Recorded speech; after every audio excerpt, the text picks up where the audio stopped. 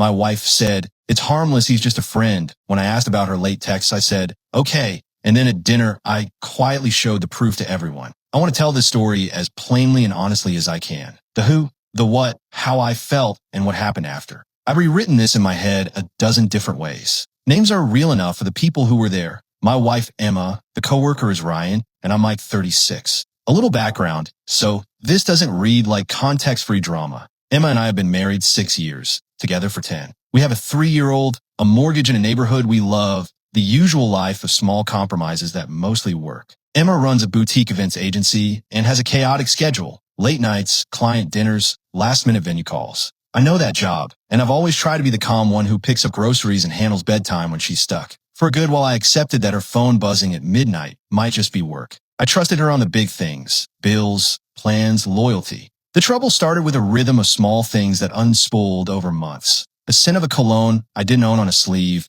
a lipstick stain she said was from a wine glass, text she answered in the bathroom, and then closed the app when I came in. I noticed in the way a man notices the weather. Not a dramatic thunderclap, just a steady drizzle that keeps you damp. The first time I asked about it was careful. I said, "You've been getting a lot of late messages lately. Work okay?" She rolled her eyes and gave me a one-liner. "It's harmless. He's just a friend." I shrugged because there's a part of you that wants to be reasonable, to believe, to avoid making your partner defensive. I said, "Okay," and went to bed. It felt like an answer, and I wanted it to be final. But the small things stacked. She'd say she was at an event and later call it a wrap when we'd talk. A month in, I noticed the name Ryan pop up in the email thread a few times. A senior producer on a circuit she'd worked with. She mentioned him at breakfast like a passing reference, nothing more. Might get chewed on the little scraps. I kept quiet because I didn't want to be that guy who checked a phone or demanded proof. I wanted to ask, to trust, to be adult about it. Then I started seeing patterns that made trusting harder. A neighbor told me she'd seen Emma leave the building twice late in the same week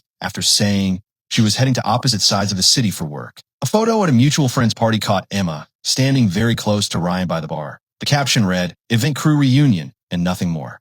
It looked innocent until you saw the body language and the glance she gave him. It looks like nitpicking, I know, I told myself that too, but when your brain keeps finding those small misfits, it closes in. I began to sleep lighter. I'll tell you honestly, I checked. I did the thing I swore I wouldn't do. A night when Emma said she had a client drinks, I noticed her phone still lit in the living room. It was unlocked. She leaves it open sometimes when we're on the couch watching TV. I found a thread between her and Ryan. At first, there were the normal logistics. "Can you bring the projector? See you at 9. Then a line that made my stomach flip. "I missed you today." Later, after a show, "That was a good laugh. We should grab a drink, just us." The messages were not pornographic, not explosive. They were quietly intimate in a way that felt like a betrayal because it had been kept in a place I wasn't meant to find. Finding it didn't make me triumphant. It made me nauseous and small. I didn't confront her that night. I didn't post anything. I sat on the couch holding my phone and felt like I was holding a brittle glass. For a while, I thought about the options: quietly confront and risk an argument where she could say I was invading privacy, go to friends and make a spectacle, or do nothing and let suspicion rot the things we have. None of them felt clean. A week later, after more nights of sleep I barely got, I made a choice I don't think I understood at the time. I wanted witnesses. I didn't want people to later tell me I'd overreacted and she'd painted me jealous. I wanted people who knew us, mutual friends and family who see the day-to-day, to hear the truth from a place that wasn't just me with a phone in my hand. I wanted to remove the piece of me that could be dismissed as dramatic and put it in front of people who would remember the before and the after. So I printed 2 screenshots. One where Ryan's text read, "I missed you today," and another where Emma replied with something soft and private. I put each print in a plain envelope and sealed them. My plan was not to humiliate her publicly on Facebook or scream expletives. I hoped, perhaps naively, that honest exposure among people who already cared about us might make an honest conversation possible. I invited my sister and her husband over for dinner that Sunday. They come by often, and we usually let the kids run wild while the adults eat and watch the game. I also mentioned to Emma we were having my parents and a couple close friends, the kind of small group that makes up our weekly social fabric. I told no one the real reason I wanted everyone there. I prepared food I knew would be comforting: roast chicken, roasted vegetables, a pie my dad loves. I tried to be casual because the last thing I wanted was to telegraph that I planned a spectacle. Dinner went like our dinners usually do. Kids running, soft arguments about who left so-and-so's toy in the yard, a glass clinking. I waited until dessert because it felt less like an ambush at the end. I took a breath and set an envelope on the table by Emma's plate. I said nothing. The paper was plain and quiet, which was the point. The room buzzed with the small noise of family life. Emma frowned and picked up the envelope like it was a routine bill. Her hands trembled as she slid it open. The printed message sat there, the text bold on the page.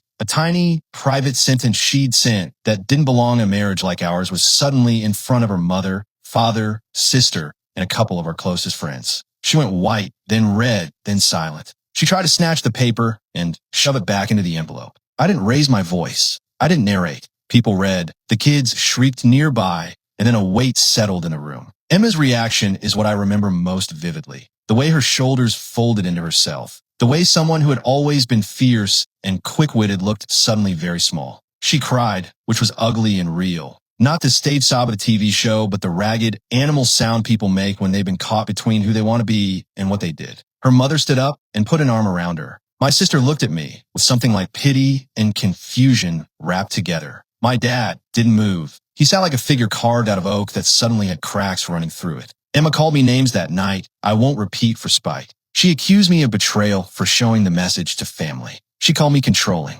She did things that hurt to hear. She also said things that ripped through me. That the words in the message didn't mean anything. That she'd been lonely. That Ryan had been kind when she felt unseen. That she'd never meant to hurt me. That she hadn't known how to say no. There were explanations, contradictions, and moments of absolute candor all in a single breath. After the initial storm, she left the table and went to the bedroom. I stayed with my family in the dining room until they left. I slept on the couch that night, not because I wanted to punish her, but because the house felt like a room in another life. I didn't have a tidy victory. I had a mess and a stack of paper and a hollow feeling where trust had been. Update 3 days later. The immediate fallout was private, loud in ways that numbers on a screen aren't. Emma and I didn't have the grand shouting match you might expect. We had a sequence of small, grinding conversations. She was defensive at first, hurt that I'd exposed something she'd kept private, then remorseful in a way that felt honest. She admitted the messages had started innocently. Ryan offered to pick up an extra set of keys for an event. They joked about music, and his attention had felt flattering after a month where she'd been stretched thin. She'd crossed a line, she said, not because of fireworks, but because of a slow, stupid human thing, needing to feel noticed. We started counseling immediately. Not because it was some perfect plan, but because we were raw and a neutral person felt like the only place we could speak without collapsing into blame. Our counselor had a simple phrase, tell the truth you haven't said yet. So we did. The truth came out in awkward, stuttering sentences. Emma had been lonely in the marriage for months in ways she hadn't said aloud. I'd been complacent in some parts and too busy in others.